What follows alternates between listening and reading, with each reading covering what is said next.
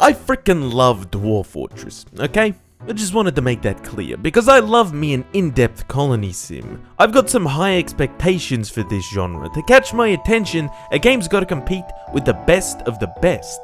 RimWorld, Banished, Spore. So when I saw this new game, Going Medieval, come out in early access and a bunch of people were playing it, I was like, Going Medieval?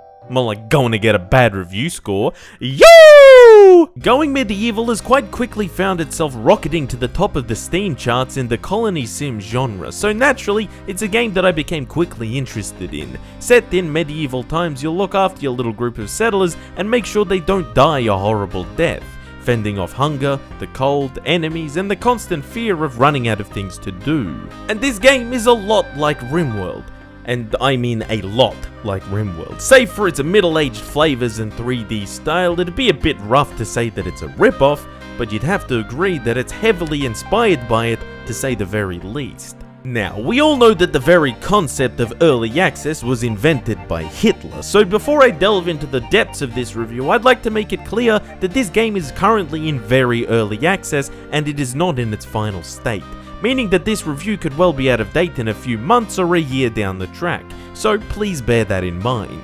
But on the same note, I'm a firm believer that any game released in early access that we are charged for should still be held to criticism, because at the end of the day, why would you release it in early access if you didn't want our feedback? So, without further ado, here is my Going RimWorld review. Going Medieval. I swear it's not RimWorld. As mentioned, Going Medieval is very similar to many other titles in its genre. You start with a few settlers, build a base, gather resources, do research, and watch your settlement grow into a prosperous little town, all the while fighting off enemies and the elements to get there. And I'm really not joking about the whole RimWorld similarity thing. If you're familiar with RimWorld, you'll be familiar with Going Medieval right off the bat. The way that skills, job priority, mood bars, traits and backstory and starting scenarios work are all more or less identical. Now, I could just sit here and list off all of the things that are sorely missing from the game in its current state. So I will. Trading and caravans, settler relationships and interactions, capture and prisoner systems, livestock, diplomacy with other settlements, religions that actually mean something, any water whatsoever, a much bigger research tree, the ability to assign rooms to settlers, several more structures, and in general a reason to be playing the game over RimWorld.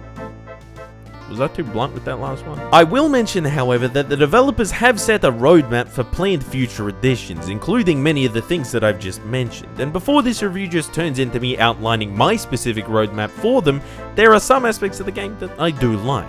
In general, the genre appeals to me personally, getting to build up my little settlement, having to look after my citizens, and needing to stock up to get through the winter. The survival and sandbox aspects of the game are nice, and I feel that it does the general tropes of the colony sim genre well enough. The biggest feature of the game is that it's in a 3D scope and features multiple Z levels, meaning that you're able to build up and dig down to make multi-layered bases and storied buildings, which is a really neat addition and adds a huge amount of extra creative potential for players to explore. And, well, it also, the game has, I won't lie, I really can't think of what else the game currently has going for it.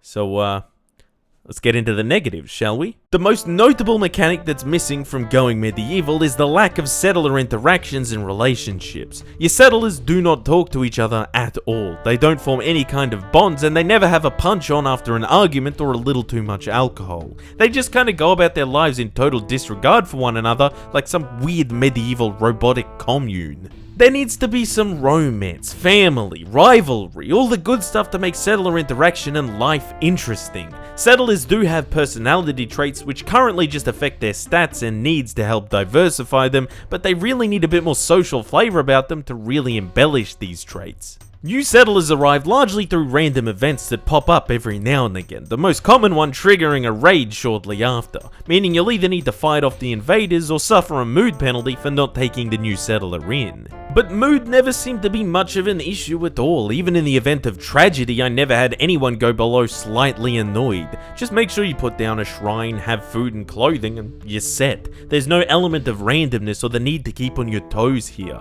and it makes that side of the management really stay. scale. In general terms of management, I feel that the game does pretty well. It gives you plenty of tools and options to be able to set how you want your villagers to live their lives and manage their resources, being able to assign certain weapons, apparel, and even what kind of food they eat, as well as what priority certain jobs should take. The game is sorely missing a trading mechanic, however. It'd be nice if you could specialize in a certain industry depending on your settler's skills and trade for other resources rather than needing to produce everything yourself. And it'd be good as a means to get rid of junk and surplus rather than needing to disassemble it all. What else is inexplicably missing from the management side of the game is the ability to assign rooms or even beds to your settlers. I'd love to be able to assign rooms to settlers that are close to where they'll do the bulk of their work, but they just scramble to any bed they can find at the end of the day, not even the same one they slept in the night before, nor even the highest quality bed available. This is really a very basic mechanic, especially when paired with the rest of the management side of the game, and should have been in from the very start. And I don't see that one on your roadmap either.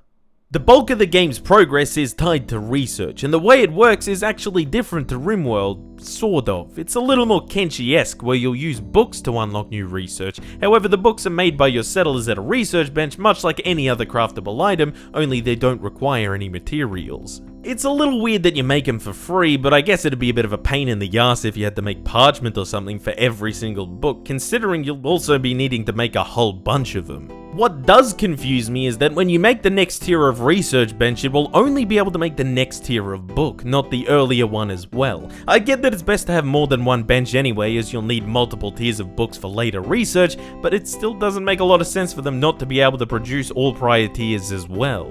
And what else irks me is that books aren't actually consumed when used, and it's not the idea that's weird, I actually like it, because it's like having stored knowledge that can actually be lost. But if we're gonna do this, at least let us make bookshelves so that we can make a cool library, not just have to leave them in a big pile on the ground. The AI could use some work overall, both for the enemy AI and the AI of your settlers. While I found that your settlers were usually smart enough to avoid getting themselves stuck through labor or building, they still did manage to do it every now and again.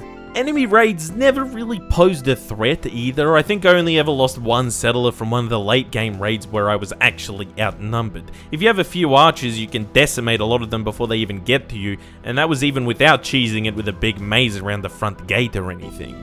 I also had one event where a bunch of hostile wolves showed up on the map, started running towards my base, and then just stopped, even though they could definitely still reach it. The pathfinding could also use a bit of work.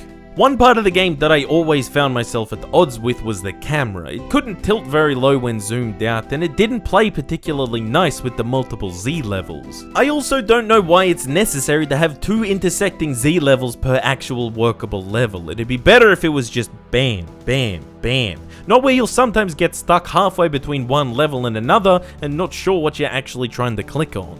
It'd also be handy if you could assign hotkeys to certain Z levels rather than needing to manually scroll to them each time if you have a multi-layered base, but again, maybe I'm just too used to playing Dwarf Fortress. One really annoying aspect of the camera is that you can't pivot the camera or even change the game speed when you lock onto one of your settlers without it ceasing to follow them. You can zoom in and out, but literally anything else you input will stop it, which is incredibly annoying. Please change that. One of the biggest gripes that I have with going medieval is that it struggles to feel unique and interesting every time you play it. A lot of this is down to the aforementioned lack of settler interaction, specialization, and diplomacy, but it doesn't feel like an appealing story is unfolding while I'm playing, and the replay value suffers immensely because of it. The key to colony management sims, especially the best ones like Dwarf Fortress and RimWorld, is variance and emergence in gameplay to keep them as replayable and interesting as possible. Going medieval unfortunately doesn't do this at the moment, and although there are multiple different starting options to choose from, the gameplay always seems to be very linear. I like the little flavor text when you start a new world, but I personally didn't like the specific mention of the British Isles. Not only because as an Australian I hate those pommy fucks, but because I didn't think it was necessary to have a historical tag on. I think it'd be better left vague. It's also weird considering the religious affiliations are called Oak Brethren and Restitutionist, and not like Catholic or Pagan. Okay, never mind. I do see that now. And to touch on the religious aspect of the game, I think that this is a great addition, especially considering the time period, though it's in dire need of fleshing out. All it does currently is dictates which shrine a settler will pray at. I'd definitely like to see some more religious turmoil and infighting later down the track. And as mentioned earlier, the game being in 3D also gives it much more creative potential, but currently it's lacking a good amount of building parts to really tap into it. Other than walls, merlons, and roofs that need to be placed very much how they want to be placed, you've really got nothing else to jazz it up. And that about sums it up, really. The game has the potential, but it just lacks a solid amount of content to back it up. There simply isn't enough here to keep you playing for all that long. Within about 10 to 15 hours of playtime, I'd done literally everything there was to do in the game, and it didn't give me much of a reason to dive back into it. Call me Captain Obvious, but it's simply not worth getting into going medieval just yet. Compared to other similar titles out there, it just does not have the depth, replayability, or really the uniqueness to compete. At the end of the day, there's really just not enough here to make it worth your while, especially for the asking price. By all means, I encourage purchasing the game if you'd like to help the devs, but don't expect to be sinking hundreds of hours into it in its current state.